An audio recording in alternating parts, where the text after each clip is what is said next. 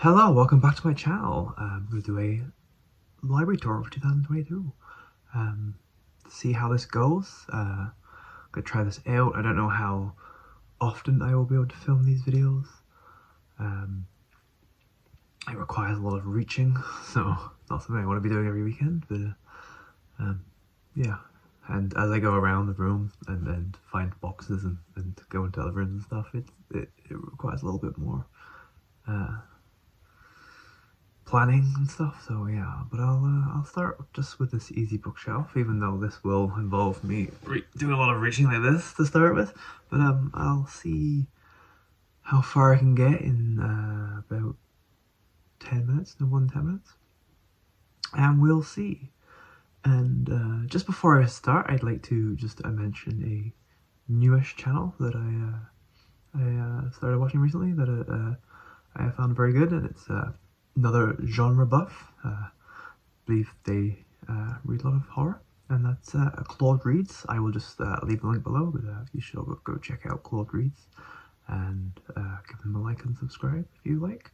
But yeah, they seem like a very great new addition to our little corner of BookTube. So yeah, if you like anything that I'm doing, you'll... First, I don't know why you would like anything I'm doing, but if you do, you will love Claude. So yeah, go check them out. I'll leave a link below. And yeah, now on with the library tour 2022. And I guess the big proviso with this is I have read very little of the books I actually own. So most of the description, most of anything I talk about won't actually be of a place of actual read the books. I'll maybe share why I bought it or where I got it from, or I, for the most part, probably have no idea of what I'm doing. So yeah, here it goes. The first one is Game of Thrones, obviously by George R.R. Martin. I don't think this needs any introduction, any explanation. This is the great cover though. This is the great cover that I wish they had just continued.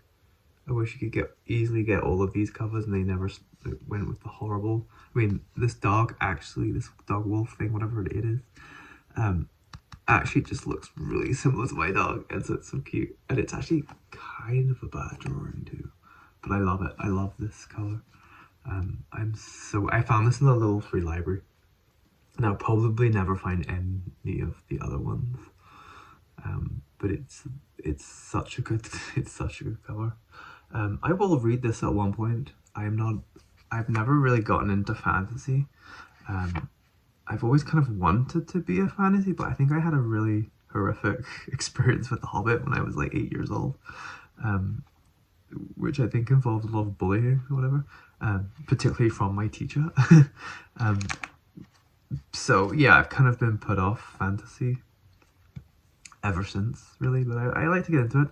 There's definitely some fantasy stories and authors I would really like to read, and obviously George R.R. Martin is a very big cultural phenomenon with the Game of Thrones, the Song of Ice and Fire series, what it's called. Next one up, Man of Straw by Heinrich Mann. I haven't read any of the Mann's books, but obviously, you know, huge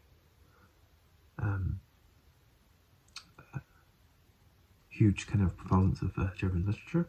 I've really only read, from German literature, I've really only read Hesse. I've read Steppenwolf. I did have a copy of The Glass-Beard Game at one time, but I never read it. Yeah, and this is the great BBC Two adaptation, the Robert Muller dramatized version of Man of Straw. And yeah, the great director Jacoby is playing, who's he playing? As Dietrich Hessling. Yeah, it's great cover. I am similar to Daniel of Guilty Feet, of quite liking movie or TV adaptation tie-ins, but I am a big fan of the movies. So yeah, I do quite like that. Oh, this one's quite interesting because I think I accidentally stole this from an ex-coworker. I think I think they saw that I liked crime novels and said, oh, you should read John Sandford. And I don't think I would have picked up John Sandford at all. They like give me these books and just, oh, you just read them at your own leisure. I read them all, I don't care.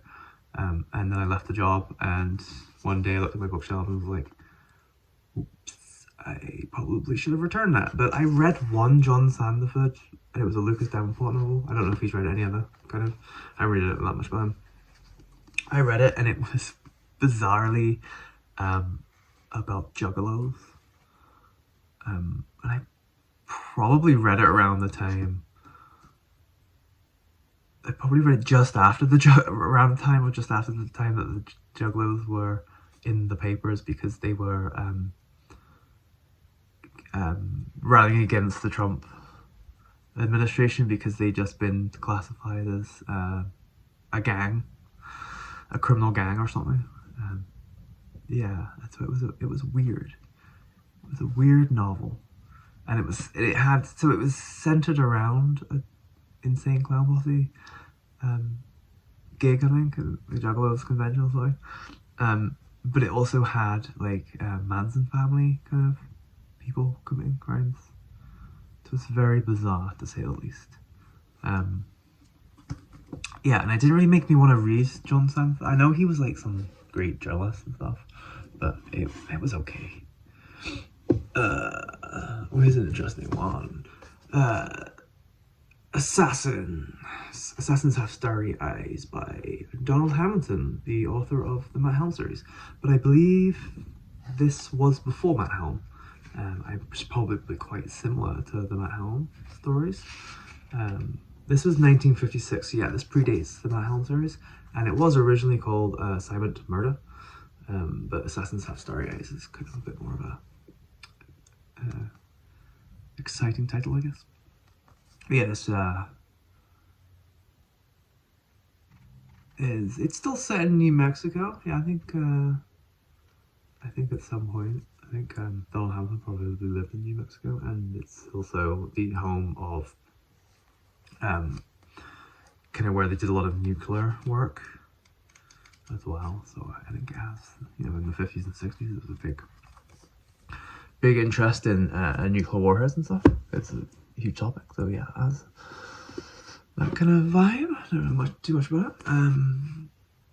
John D. MacDonald. I have a lot of John D. MacDonald. I never really got into him. It's The Lonely Silver Rain, so it is a Travis McGee novel. All the Travis McGee novels have a colour in them, so they're quite easily identifiable. Is this the 21st one? This is one much later on. This is much later on in the series. I don't think it's a series you have to read in order.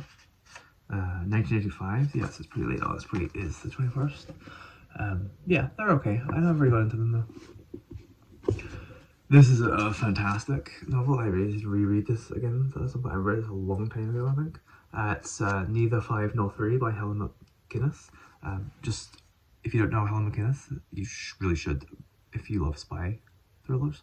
Just a really, really, really good spy novelist. And has kind of largely been forgotten and surpassed.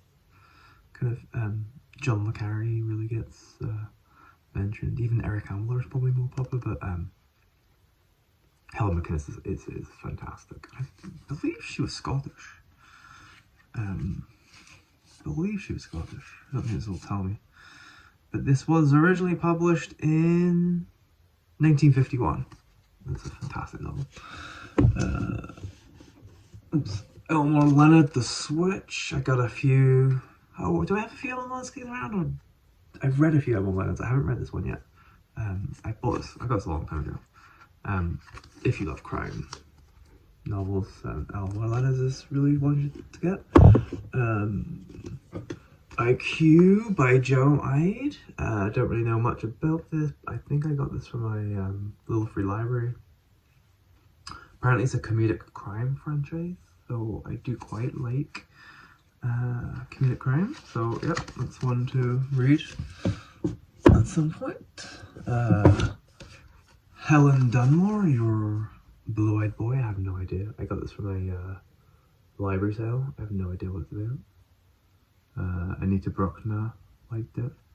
Elizabeth Buchan liked it. Frances Field Fifield liked it. So yeah. A brilliantly plotted, thrilling fable unraveling dark, sad secrets. I believe it's probably a bit of a... It's 1998 it was originally published. It's probably more of a literary kind of thriller crime thing, but I'll read it anyway. I got a few of these. I attempted to read it at some point. It's a Perry Mason book by the great Earl Stanley Garner, and this is The Case of the Calendar Girl. This is definitely 60s, I believe.